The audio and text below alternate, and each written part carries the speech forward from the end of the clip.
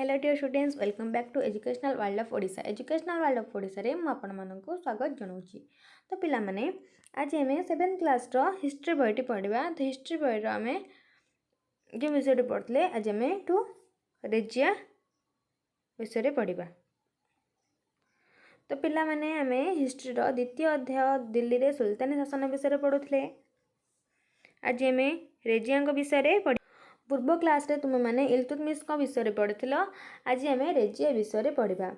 यही विषय पढ़ा पूर्व जदि तुम मैंने आम चैनल को सब्सक्राइब करना तो चैनल को सब्सक्राइब करनी पाखरे जो बेल आइकन टी अच्छी क्लिक करी समस्त नोटिफिकेशन ऑन करनी जहाँफल कि तुम्हें मैंने आम समस्त वीडियो ठीक समय देखिपार। तो पिला माने चलतो क्लास टी को आरंभ करवा। तो पिला माने आज मैं पढ़ा रेजिया। से क्यों मसीह क्यों ख्रीष्टाब्द पर्यंत राजत्व करते ना 1236 ख्रीष्टाब्द 1240 ख्रीष्टाब्द पर्यंत रेजिया शासन करते। अच्छा, इल्तुतमिश मृत्यु पर झील रेजिया दिल्ली सिंहासन आरोहण करते। से शासन कार्य तुर्क सामंत मान सहयोग पाई केतेक प्रादेशिक शासक माने विरोध करते। से शासन कार्य परिचालना करिबारे अनेक असुविधार सम्मुखीन होइतिले। तांका परे केतेक दुर्बल सुल्तान माने शासन कार्य ठीक भाव परिचालना करिनथिले, जहार फलस्वरूप इल्तुतमिश पुत्र नासिरुद्दीन महमूद मृत्यु पर गियासुद्दीन बलबन दिल्ली रे सुल्तान होइतिले। रेजिया होउचंदी दिल्ली सिंहासन बसिथिया प्रथम और शेष मुसलमान शासिका। तापर पढ़ा गियासुद्दीन बलबन विषय पढ़ा। तांकर कार्यकाल केते वर्ष केते पर्यंत ना 1266 रु 1287 ख्रीष्टाब्द पर्यंत। गियासुद्दीन बलबन सुल्तान होगा पूर्व इल्तुतमिश 40 जन कृतदास मध्यरु जणे थिले। सिंहासन आरोहण पर इल्तुतमिश सुल्तान पदवीर मर्यादा क्षमता प्रभाव बढ़ाइबा लगी पड़ते। बलबन तांको सैन्य बाहिनी को पुनः संगठित करते। या छड़ा से केतेक गुरुत्वपूर्ण स्थान में दुर्गमान निर्माण करते। से एक सुदृढ़ गुप्तचर संस्था गठन करते। कठोर पदक्षेप ग्रहण करी दिल्ली और दोआबर आखपाख अंचल आईन श्रृंखला परिस्थिति को सुधारी। बलबन एक शक्तिशाली सैन्य बाहिनी थिबारु से मंगोल मानक आक्रमण उत्तर भारत को रक्षा करथिले। बलबन तांका साम्राज्यर सुपरिचालना पाई शासन और सामाजिक क्षेत्र में अनेक परिवर्तन आनिथिले। कला और साहित्यर विकास तांका पृष्ठपोषकतार होइथिला। से अनेक ज्ञानी और विद्वान मानकु तांका दरबार रे स्थान देथिले। एमानंक मध्यरु कवि अमीर खुश अन्यतम थिले। बलबन राजशक्तिर पुनः प्रतिष्ठा पाई स्वर्गीय राजतंत्र नीति अनुसरण करते। सुल्तान निजको भगवान का प्रतिनिधि बोली कहते। सुल्तान को दर्शन करने को हेले साष्टांग प्रणाम बा पादचुम्बन करने को पड़ुथिला। रक्त लुहा नीति अवलंबन करी से साम्राज्य को सुदृढ़ करुथिले। बलबन अनेक मस्जिद निर्माण करते। यह सब कार्य पाई बलबन दास वंशर श्रेष्ठ सम्राट रूपे परिगणित हुआ। 1227 ख्रीष्टाब्द मृत्यु होता। मृत्यु पर दासवंशर पतन आरंभ होता। दासवंशर परवर्ती शासक माने दुर्बल थे। एणु दिल्ली रे खिलजी वंश शासन आरंभ होता। खिलजी वंश केबे होता ना 1290 रु 1320 ख्रीष्टाब्द पर्यंत। 1290 ख्रीष्टाब्द जलालुद्दीन खिलजी दिल्ली सिंहासन आरोहण करते। मृत्यु पर जामाता अलाउद्दीन खिलजी दिल्ली सिंहासन रे बसिथिले। अलाउद्दीन खिलजी 1296 ख्रीष्टाब्द 1316 ख्रीष्टाब्द पर्यंत कार्यकलाप थिला। तो अलाउद्दीन खिलजी 1296 ख्रीष्टाब्द दिल्ली सिंहासन आरोहण करी 1316 ख्रीष्टाब्द पर्यंत 20 वर्ष शासन करथिले। सुल्तानी इतिहास रे अलाउद्दीन का स्वतंत्र स्थान रही। से द्वितीय अलेक्जेंडर होई समग्र पृथ्वी को जय करने को इच्छा करथिले। मात्र वृद्ध पारिषद अलाउल मूल परामर्श क्रमे से प्रथमे सारा भारत जय करने को निष्पत्ति नेथिले। तापरे या छड़ा तीनोटी कार्य से दृढ़ इच्छा प्रकाश करथिले। से गुड़िक होउची तुर्क सामंत मानक क्षमता ह्रास, दाक्षिणात्य और राजस्थान विजय, मंगोल शक्तिर ध्वंस साधन। यह इच्छा पूरण पाई तांकर एक विराट सैन्य बाहिनी आवश्यकता पड़िथिला।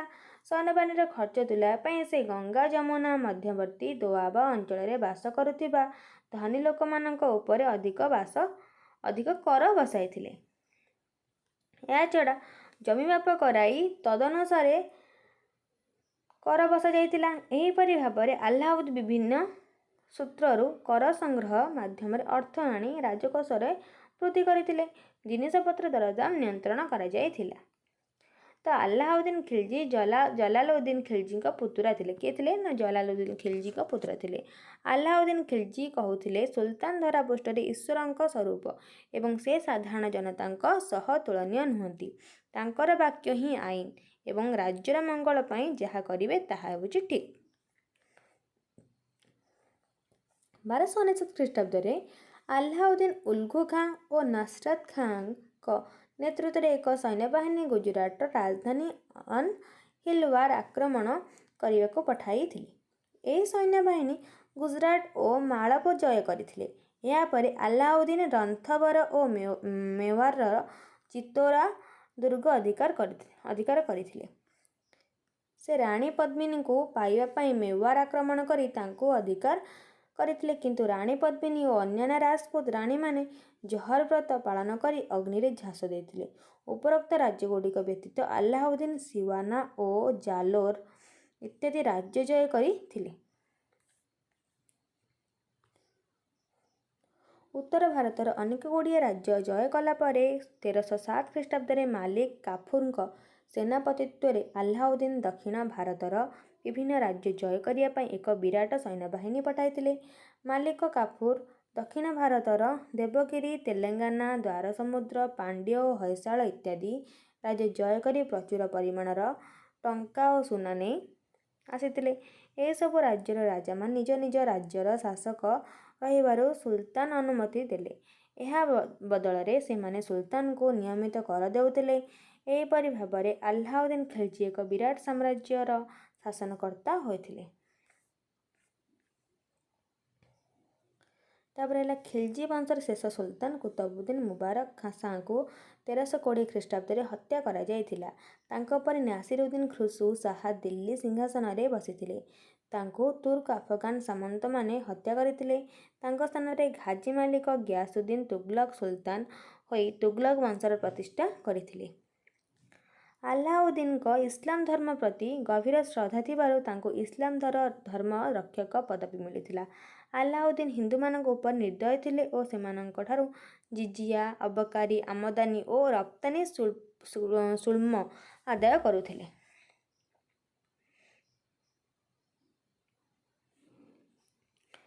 ତାପରେ ଆସିଲା ମହମ୍ମଦ ବିନ୍ ତୁଗଲକ। କାର୍ଯ୍ୟକଳାପ କେତେ ବର୍ଷ ପର୍ଯ୍ୟନ୍ତ ନା 1325 ଖ୍ରୀଷ୍ଟାବ୍ଦରୁ 1351 ଖ୍ରୀଷ୍ଟାବ୍ଦ ପର୍ଯ୍ୟନ୍ତ ତାଙ୍କର କାର୍ଯ୍ୟକଳାପ ଥିଲା। କାହାର ନା ମହମ୍ମଦ ବିନ୍ ତୁଗଲକଙ୍କର। ତ ଗିୟାସୁଦ୍ଦିନ୍ ତୁଗଲକ ଏକ ଦୁର୍ଘଟଣାରେ ମୃତ୍ୟୁ ପରେ ତାଙ୍କ ପୁତ୍ର ଜୁନା ଖାଁ ମହମ୍ମଦ ବିନ୍ ତୁଗଲକ ନାମ ଧାରଣ କରି ଦିଲ୍ଲୀ ସିଂହାସନ ଆରୋହଣ କରିଥିଲେ। ସେ ସମୁଦାୟ 26 ବର୍ଷ ଶାସନ କାର୍ଯ୍ୟ ଚଳାଇଥିଲେ। ତାଙ୍କର ଅଦ୍ଭୁତ ପ୍ରକୃତି ଓ ଅଭିନବ କାର୍ଯ୍ୟକଳାପ ପାଇଁ ସେ ଦିଲ୍ଲୀର ସୁଲତାନମାନଙ୍କ ମଧ୍ୟରେ ପ୍ରସିଦ୍ଧ ଥିଲେ। ତାଙ୍କ ଶାସନ ବିଷୟରେ ଉତ୍ତର ଆଫ୍ରିକାରୁ ଆସିଥିବା ଆରବ ପର୍ଯ୍ୟଟକ ଇବନ ବତୁତା ଏକ ବିବରଣୀ ଲେଖି ଯାଇଛନ୍ତି।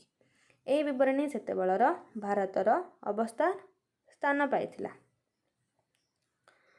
ମହମ୍ମଦ ଜଣେ ଆଦର୍ଶବାଦୀ ରାଜା ଥିଲେ। ତାଙ୍କର ତର୍କଶାସ୍ତ୍ର, ଦର୍ଶନ, ଗଣିତ ଓ ଧର୍ମଶାସ୍ତ୍ର ବିଦ୍ୟାରେ ବହୁତ ଜ୍ଞାନ ଥିଲା। ସେ ଜଣେ ସୁପ୍ରତିଷ୍ଠିତ କବି ଓ ସାହିତ୍ୟିକ ଥିଲେ। ସେ ଦାନଶୀଳ, ସରଳ ଓ ନିରାଡ଼ମ୍ବର ବ୍ୟକ୍ତି ଥିଲେ। ମହମ୍ମଦ ତାଙ୍କ ସାମ୍ରାଜ୍ୟ ଓ ଜନସାଧାରଣମାନଙ୍କ ଉନ୍ନତି ପାଇଁ ଅନେକ ଯୋଜନା କରିଥିଲେ, ମାତ୍ର ତାଙ୍କର ଦୃଢ଼ ମନୋବଳର ଅଭାବ ଥିବାରୁ ସେ କୌଣସି କାର୍ଯ୍ୟକୁ ଶେଷ ପର୍ଯ୍ୟନ୍ତ ରଖିପାରୁନଥିଲେ। ତାଙ୍କର ନିଷ୍ଠା, ଦୂରଦୃଷ୍ଟି ଓ ଧୈର୍ଯ୍ୟର ଅତ୍ୟନ୍ତ ଅଭାବ ଥିବାରୁ ତାଙ୍କର ଯୋଜନାଗୁଡ଼ିକ କାର୍ଯ୍ୟକାରୀ ହୋଇପାରୁନଥିଲା। ସେଥିପାଇଁ ଲୋକମାନେ ତାଙ୍କୁ ଆଡ଼ବାୟା ରାଜା ବୋଲି କହିଥାନ୍ତି। ମହମ୍ମଦ କରିଥିବା ବିଭିନ୍ନ ଯୋଜନାଗୁଡ଼ିକ ନିମ୍ନରେ ଆଲୋଚିତ ହୋଇଛି।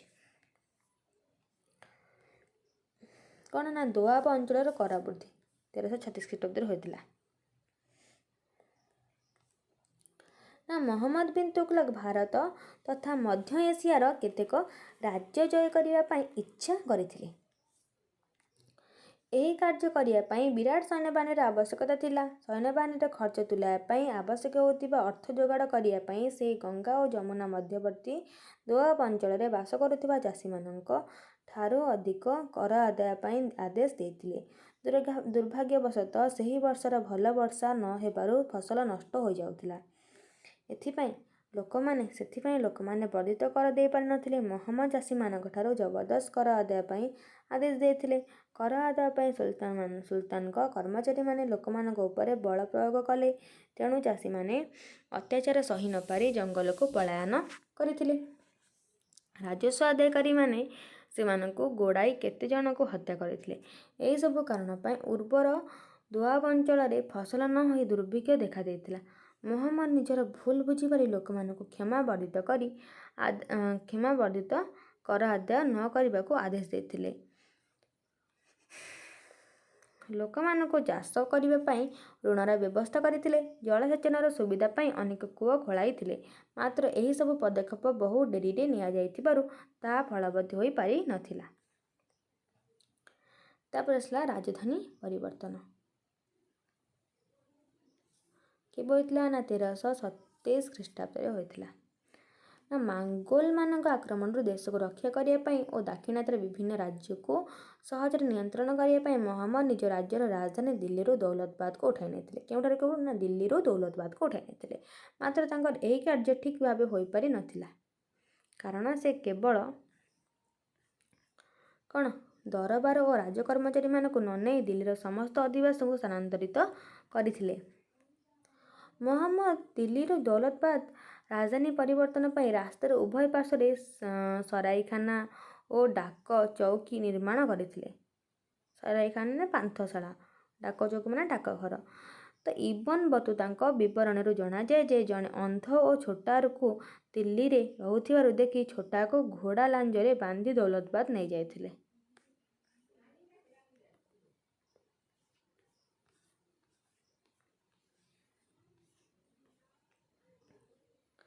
ଦିଲ୍ଲୀରୁ ଦୌଲତାବାଦ ବହୁ ଦୂର, ପ୍ରାୟ 1500 କିମି ହୋଇଥିବାରୁ ବାଟରେ ବହୁ ଲୋକ ପ୍ରାଣ ହରାଇଥିଲେ। ଏହାଛଡ଼ା ଦୌଲତାବାଦର ପରିବେଶ, ଜଳବାୟୁ ଓ ଖାଦ୍ୟ ବହୁ ଲୋକମାନଙ୍କ ପାଇଁ ଅନୁକୂଳ ହୋଇ ନଥିବାରୁ ଅନେକ ଲୋକ ମୃତ୍ୟୁବରଣ କରିଥିଲେ। ଏହାଛଡ଼ା ଉତ୍ତର ଭାରତ ଦୌଲତାବାଦଠାରୁ ବହୁତ ଦୂର ହୋଇଥିବାରୁ ଏହି ଅଞ୍ଚଳ ଉପରେ ତାଙ୍କର ନିୟନ୍ତ୍ରଣ ରହିଲା ନାହିଁ। ଫଳରେ 1 ବର୍ଷ ପରେ ମହମ୍ମଦ ନିଜ ରାଜଧାନୀ ଦୌଲତାବାଦରୁ ଦିଲ୍ଲୀକୁ ଫେରାଇ ଆଣିଥିଲେ। ଏହି କାର୍ଯ୍ୟ ତାଙ୍କ ଦୁର୍ବଳତାର ନଗ୍ନ ପରିଚୟ ଦେଇଥିଲା। ଯାହାର ଫଳସ୍ୱରୂପ ଦକ୍ଷିଣ ଭାରତରେ ବାହମନି ଓ ବିଜୟନଗର ରାଜ୍ୟ ନିଜର ଶକ୍ତିର ପ୍ରଭାବ ବିସ୍ତାର କରିଥିଲେ। ଏମାନଙ୍କୁ ଦମନ କରିବା ପାଇଁ ସୁଲତାନ ଉପଯୁକ୍ତ ପଦକ୍ଷେପ ନେଇ ପାରି ନଥିଲେ। ତ ପିଲାମାନେ ତୁମ ପାଇଁକି